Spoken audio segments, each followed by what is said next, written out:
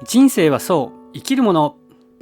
どうも、みんなの行政地図です。このチャンネルは基本的に私の感性にビビッときた映画をご紹介します。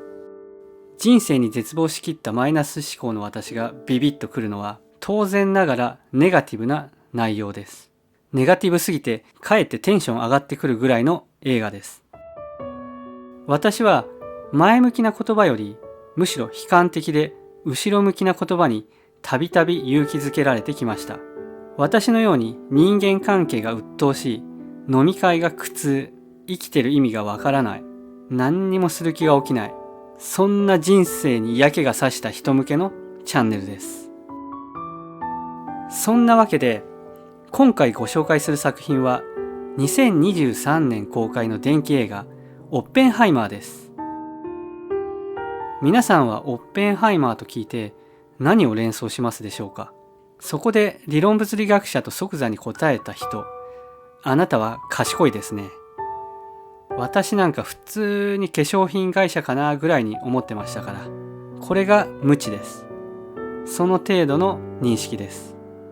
人生の中でオッペンハイマーのことを考えたことが一度もない。一体何人の日本人がオッペンハイマーに興味あるんでしょうか。アメリカ人が湯川秀樹に興味ないように、日本人もオッペンハイマーに興味ある人なんてほとんどいないんじゃないですかね。本当にもう殺意が湧いてくるほど興味がない。そんな私がその人の伝記映画を見たんですよ。ちょうど Amazon プライムで無料だったから。そしたらちょっと困りました。本当に何て言ったらいいか、この映画けなしようもなければ褒めようもない映画ですね。点数で言うと62点ぐらい。こういう映画が一番たちが悪いです。つまらなくはないんだけど、じゃあ面白いかって言えばそうでもないみたいな。ありますよね、そういう映画。面白くない理由を列挙しろって言われたら言葉に詰まるような。つまんなくはなかったけど、見た後1週間ぐらいしたら完全に忘れてるような。そういうタイプの映画ですね。普通なら無視するんですよ、そんな映画は。でも感想の浮かんでこない映画を語るのも一つの修行ですから、一丁やってみましょう。実在した科学者を主役にして成功した映画って何があるでしょうか。パッと思いつくだけでビューティフルマインドとかイミテーションゲームぐらいでしょうか。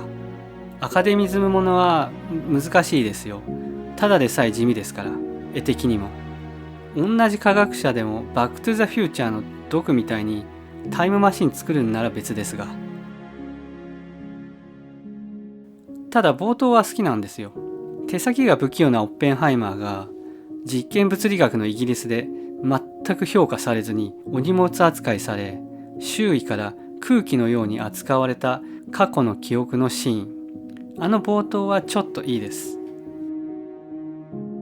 それに開始早々いきなりガン詰めされてますからね。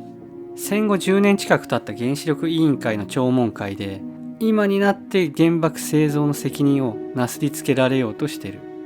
栄枯盛衰で言うと衰えのところから始まって、ある委員の意地悪な質問がきっかけで回想シーンへと移るっていう展開はとても良かったです。ただそれ以降はあまり作品に共感できなかったです。この作品みたいに庶民とかけ離れた特殊な世界を描くときに一番やってはいけないのが、特殊なところをひけらかしたり、特殊なだけの世界で閉じちゃうことだと思うんですよ。確かゴッドファーザーのどっかのシーンで、アルパチーノが目上のマフィアを接待しようとしたら、自分の部下に横取りされて孤立するっていうのがありますけど、そういうのって普通のビジネスの現場でも起こることですから、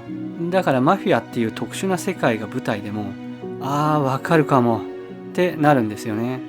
この作品ではそういう部分が少ないんですよ。俺科学者じゃないけどわかるわそれみたいなのがもっと欲しかったです。ちょっと思いつく限りに好きかって言いましたが、もちろん好きな部分もあります。原爆を製造したことを後悔して今は一人で苦悩の日々みたいな描き方をそんなにしてないところはあざとくなくてよかったです。苦悩を執拗に描くといやらしい感じになりますから、そうじゃなくって日々後悔はしてるんだけど、結構周囲の人にも愛されてて、ほんのわずかにあったかい感じで終わったのは作り手の優しさを感じました。今 Amazon プライムで無料で見れますから、興味のある方はこの機会に主人公の控えめな苦悩に触れてみてください。以上、肝心のオッペンハイマーにあまり共感できない映画オッペンハイマーでした。